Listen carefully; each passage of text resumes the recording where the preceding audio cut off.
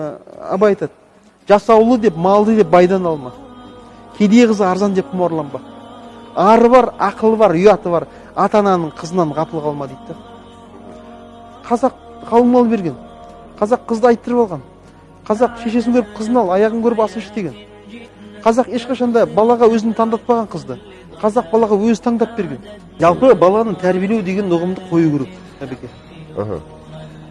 Өзіңді тәрбиелеу керек. Әкенің айтқанымен ұл өсет деген жоқ қазақта.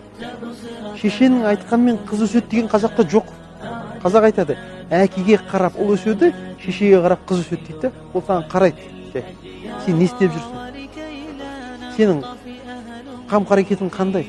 Айтқан сөзінде тұрасың ба? Сен өзіңнің әйелімен қандай қарым-қатынастасың? Әйелің саған қалай қарым-қатынаста? Олар соны губка сияқты сіңіріп өседі.